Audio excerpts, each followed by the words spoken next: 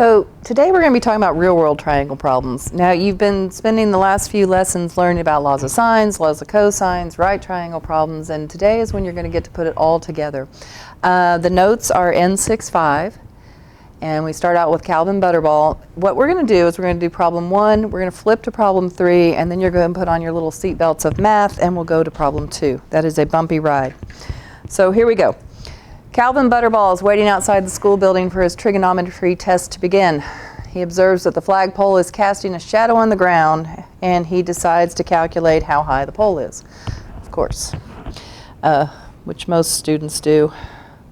So we've got this flagpole, and it is casting a shadow on the ground. That's a pretty good shadow.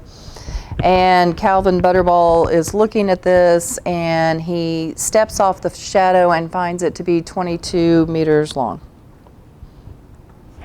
Okay, so you should be able to see a right triangle taking shape here with our imaginary line. And then he happens to have an almanac with him, which of course most students do, and he finds that the sun's angle of elevation is 38 degrees. So Calvin is standing over here, and he's Calvin Butterball, so he's going to be Butterball-y. And you've got a little head. This child would wear a hat. There he is. Okay, so he says this angle of elevation is 38 degrees. So what he's looking for is the height of the flagpole.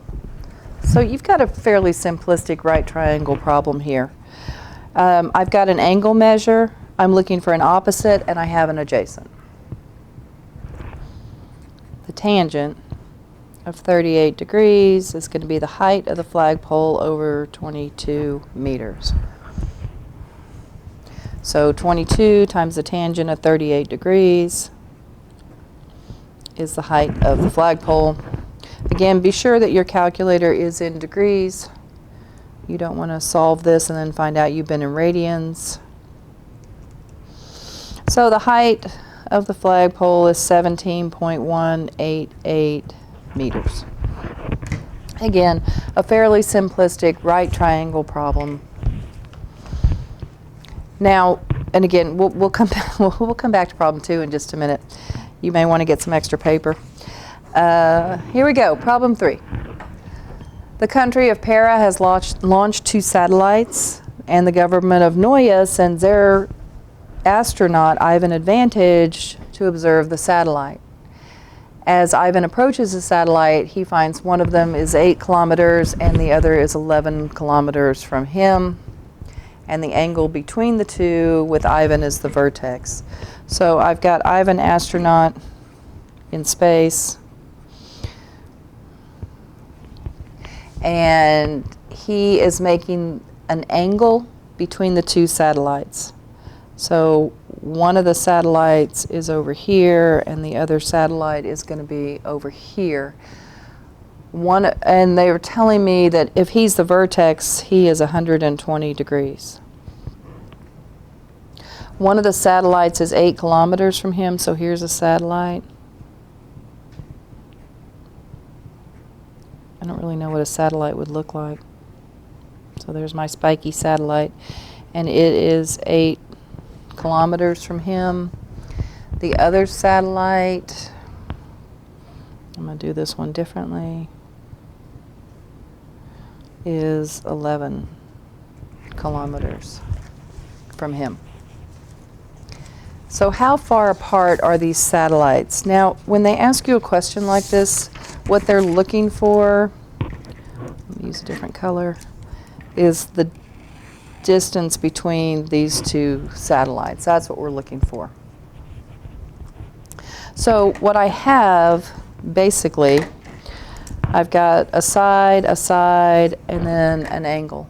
But I don't have a side to match that angle. That's what I'm looking for. So what's your best bet here? And clearly it's not a right triangle.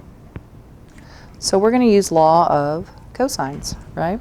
We're going to say the distance between these 2 satellites is the distance of satellite number 1. Let's just call it S sub 1, plus the distance of satellite 2.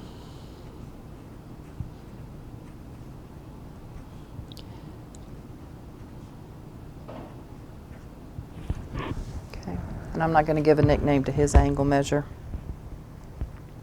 So the distance of satellite 1, the distance of satellite 2, and we're going to find the distance between the two satellites in this fashion. So here we go. Satellite 1 is 11 kilometers. Satellite 2 is 8.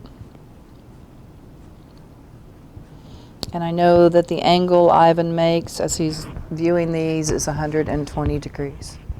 So once you get it set up, it really becomes quite easy to solve at that point.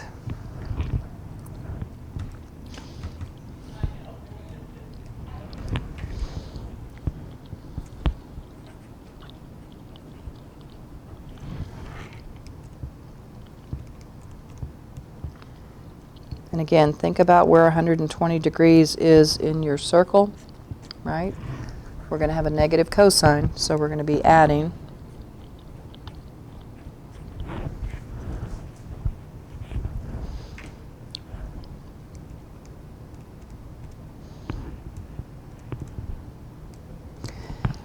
And the distance that these two satellites is going to be 16.522, and I believe our units was kilometers.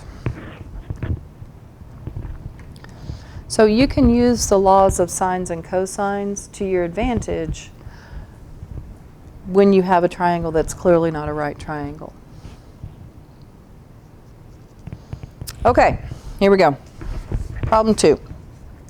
I'm going to do this on a separate sheet of paper because I need the room, but let's just get an idea of what we're dealing with here. A ship is sailing into a harbor and the navigator sights a buoy, and I know that this is not going to be intuitive for you. You're not just going to look at this and go, well, yeah, that's the way you do this. This is kind of a hard problem. If I were you, I would practice this problem a couple times once we're done to make sure you can set it up again and again and again. But we have a ship, and he's sailing into a harbor. And he sights a buoy at an angle of 15 degrees from the path of his ship. So the buoy, and he's looking at the buoy, and he knows it is 15 degrees off his path. And then he sails, that one looks like part of the water and it's not. Then he sails another 1,300 meters. And now his ship is over here. And he looks up at the buoy again, and now he sees that his angle is 29 degrees. So how far is the ship from the buoy at the second sighting? What's the closest the ship will ever come to the buoy? And how far must the ship go from the second sighting to the point closest of the approach? So you have to kind of imagine a couple things here. One, we're going to drop a perpendicular here, and we're going to turn this into a right triangle. Now, we're looking for the distance. I'm going to put ship 2 in kind of a green cast to it. So the ship has sailed, and the very first thing we're looking for is how far is the ship from the buoy at the second sighting. So this is the distance we're looking for. All right, well, if I look at this green highlighted triangle here, I know that, and again, let's turn it into a right triangle.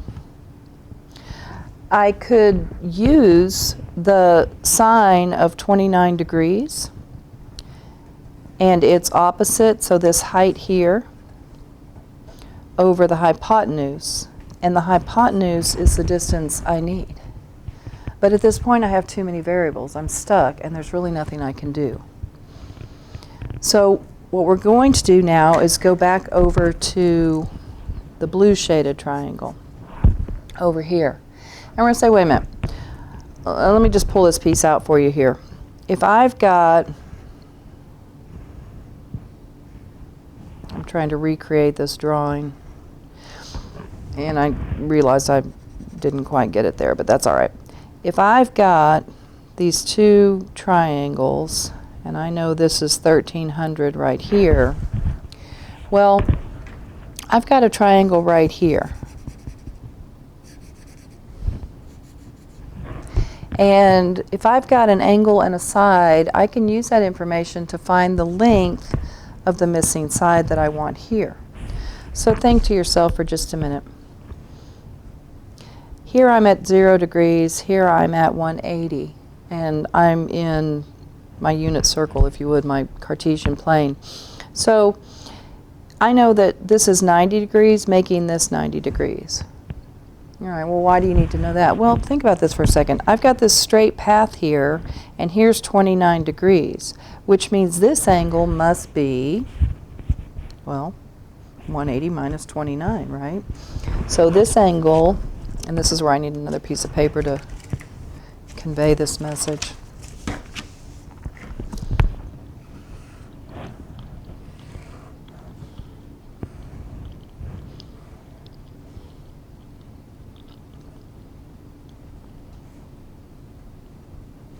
Okay, so if I'm just looking right here, this is 180 degrees. It's a straight line.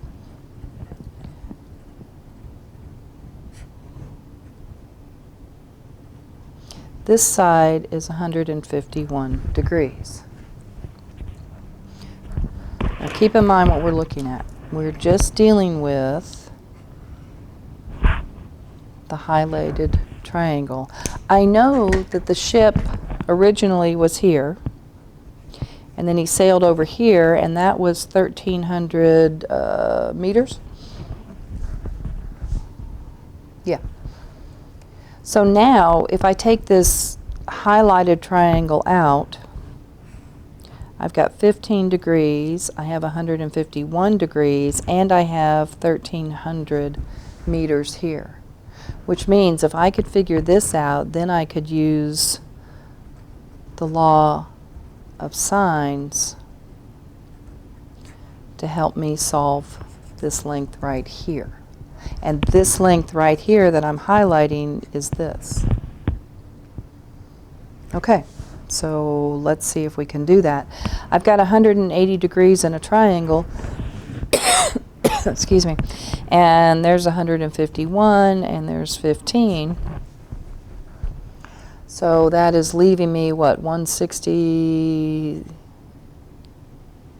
do that right? 50, 60, 162, 166. So I've got 14 degrees left. I am not trusting my math at all right now. Let me just double check. I'm sure it's right. I just want to be sure. Well, yeah, okay. So this angle here is 14 degrees. Well, that's a very valuable piece of information right there, because now, here we go. Now I can say the sine of 14 degrees divided by 1,300 is equal to the sine of 15 degrees divided by that hypotenuse. Excuse me, or what will be the hypotenuse in my right triangle. So, the hypotenuse in the right triangle, 1,300 sine 15 divided by sine 14. Excuse me. So, here we go. 1,300 sine 15 divided by sine 14. And the length of that hypotenuse, and I keep referring it to the hypotenuse because, hold on, I'll superimpose it in just a moment.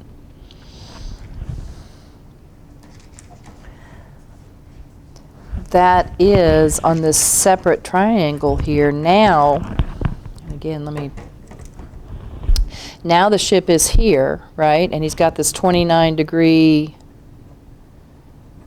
angle of elevation to the buoy. And I'm trying to find out, excuse me, a couple of things. Hang on one second. Excuse me. I'm trying to find out this distance that he's going to sail and how close he's ever going to get. So now that I have this, 1390,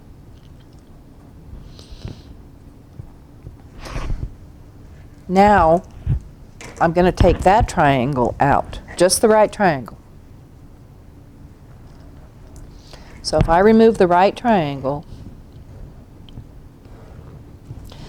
I have 1, 3, 9, 0, 7, 9, 9. I know this is 29 degrees. Remember, the buoy is right here.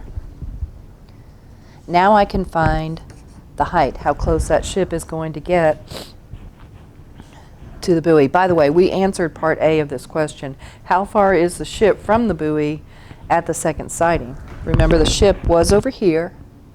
He sailed over to this 29 degrees, and that's how far away he is, the 1390.779, or excuse me, 799. So, part B, what is the closest he will come? Well, this is the closest he will come. So, we're now going to say, all right, not with that pen, we're not. We're going to say the sine of 29 degrees is opposite over hypotenuse. You with me? So the height of this right triangle, or the closest he will come, is going to be that 1390.799 times the sine of 29 degrees. So the height of this right triangle is 674,272.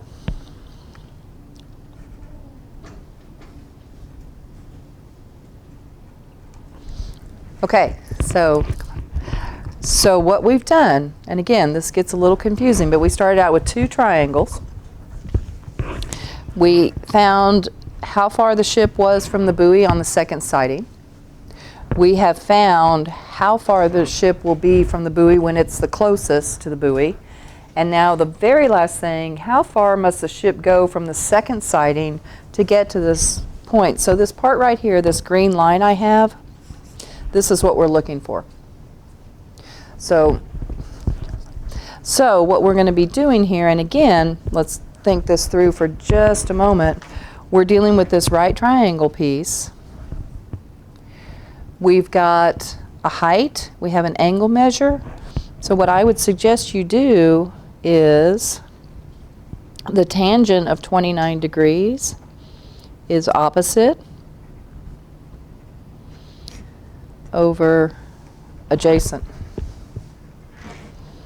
Again, let me pull this triangle down where we can see it.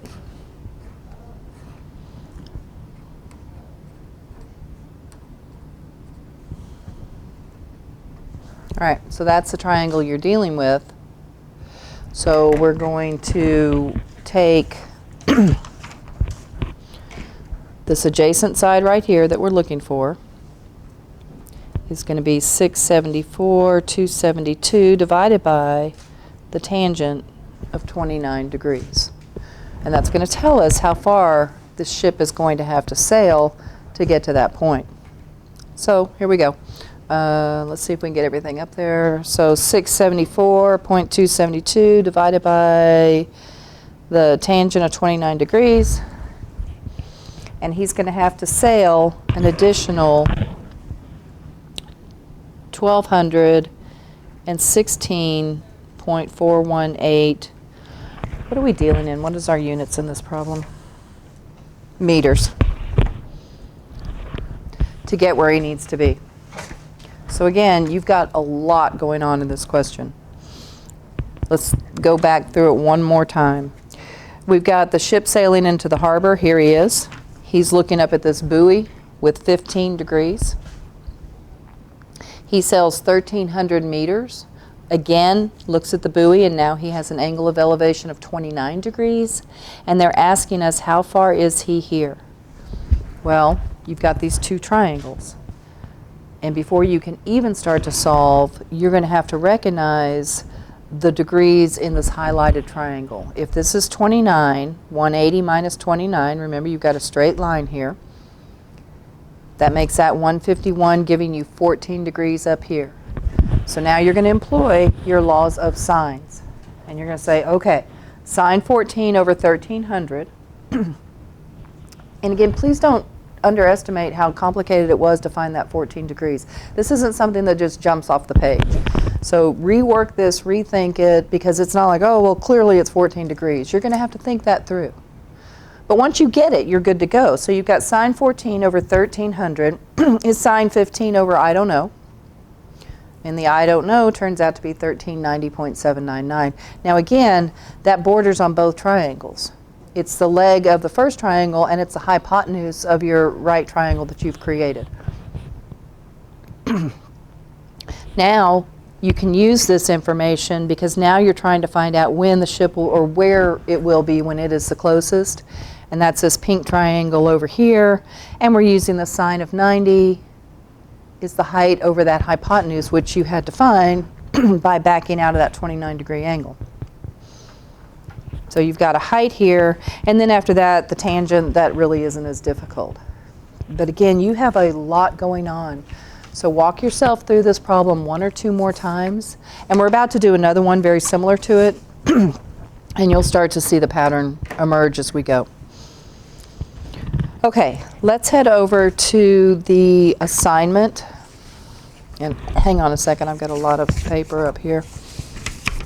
I sent the copy of the key with this. Part of it got cut off at the bottom, but again, you can see how that is all highlighted and then that right triangle is pulled out so you can make some sense of what's going on there. All right, let's look at these real world triangle problems, and let's just take the hardest one first. The hardest one that we're going to be looking at, let me get you caught up with me. There we go, real world triangle problems. And the hardest one we're going to be looking at is the very first one. It looks very similar to that ship that just sailed into the port. But now we have a surveying crew measuring the height of a mountain. And from a point on the level ground, they can measure an angle of elevation to the top of 22 degrees. I would prefer to have a highlighter for this. Okay, so they're looking up to the top of the mountain. They've got this 22 degrees right here. Then they move 507 meters closer.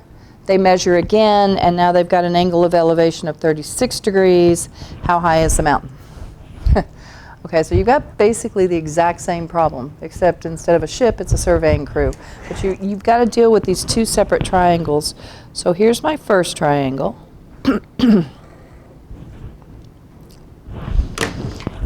And my second triangle, and you'll notice this one line is in green and blue. It's one of the legs of the first triangle, and it is the hypotenuse of the second triangle that we've created. And we're looking for the height of the mountain. Well, again, you just step into that, and you're like, oh, okay, well, that's easy. I can take the, I've got an opposite and a hypotenuse. I can take the sine of 36 degrees, and it's going to be the height of the mountain over the hypotenuse. But again, once you write that down, you realize you have 2 variables, and you're not going to be able to solve it. Whoops. We're back. All right, so what you're going to do is jump over to the first triangle now. So what you know, again, keep in mind, this is a straight line. And if this is 36 degrees, I'm going to pull this little triangle out and redraw it. So I've got 22 degrees here. 36 is on the outside of this triangle, which makes 180 minus 36, and I don't want to make a silly math mistake. This is 144 degrees. Well, if that's 144, now I've got 180 minus 144 minus what, 22? That's where we started. So this here is a 14-degree angle. Well, again, why is that important? Don't forget, this leg of this triangle right here is the hypotenuse. You know, what I'm getting at is this leg that we pulled this triangle out, it's right here. This leg that's highlighted in green and blue is the hypotenuse of this triangle. So this is important, this is going to matter. So we know that they moved 507 meters closer. So now we can use what? Laws of, I have an angle and I have a side. Laws of sines. So here we go. the sine of 14 degrees over that 507 meters is a sine of 22 over my hypotenuse. So this is helpful. This is very helpful, and it should be getting easier. You should start to see the flow here. So the hypotenuse of that right triangle we've created is 507 times the sine of 22 degrees over the sine of 14 degrees. So here we go. 507 sine 22 divided by sine 14. Gosh, I hope I'm right, and I am. It's 785.069 meters. So keep in mind, 785.069, that's this, which means it's this. So now I'm going to pull this right triangle out. And I really wish I had done it in green, and I'm sorry I didn't. Let me go back over it in green. There we go. So now I've got this right triangle, and now I know its hypotenuse is 785.069, and I've got a 36-degree measure right here. So now the equation I had set up to begin with, I can use, because now I have sine 36 is the height of the mountain over the hypotenuse, 785.069 times the sine of 36 degrees. The height of the mountain is 461.451. I just did meters and feet, sorry. Meters. Okay? So you've worked the problem of the boat sailing in. You've worked the problem of the surveying on the mountain. You should see how similar they are. Practice those problems. Think about what you're looking for, think about what you have, and how you can find the rest of it. Okay, they're not going to seem nearly as complicated now. We went through the most rigorous part of this first. Let's look at the next part. You're the pilot of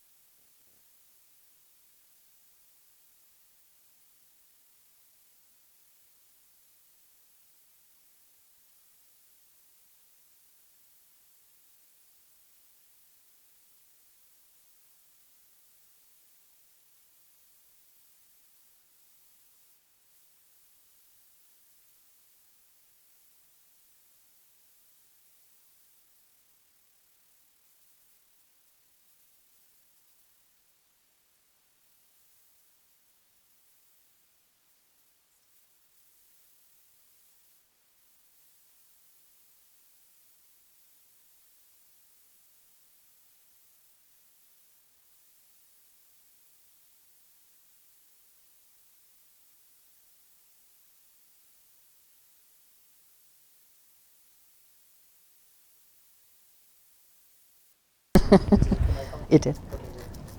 Sure.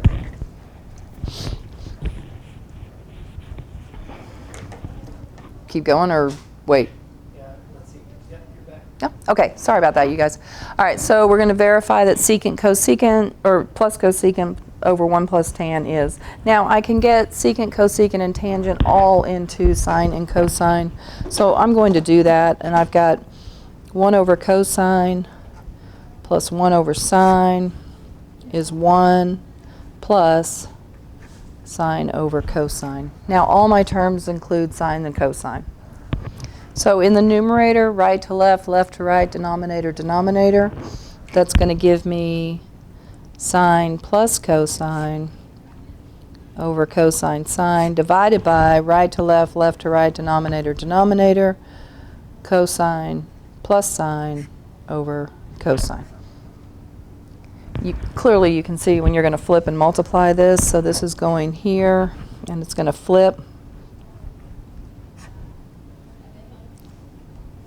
Because it's addition, I'm going to be able to cross those off, and I'm going to be able to cross off the cosine, and I'm left with 1 over sine, which is cosecant. So you've done it. Okay, simplify using identities. Cosine times secant. Remember, you have cosine over 1 times 1 over cosine. It's 1. Granddaddy, how do I know? Square, square, square, square. So granddaddy, cosine squared plus sine squared. I'm going to divide granddaddy by cosine squared. And then I'm going to divide it by sine squared. And again, you should be able to do that almost instantaneously. You're going to hold on to that from now to the rest of your throughout the rest of your math career. So here I have secant squared minus tan squared. Well, it's right there. Secant squared minus tan squared also gives me 1. 1 minus 1 over cosecant squared. Well, 1 over cosecant squared is what? It is sine squared, right? So I have 1 minus sine squared. Well, again, going back up here, 1 minus sine squared is cosine squared. Okay, I think that's all we have time for. Thank you guys so much, and we'll see you later.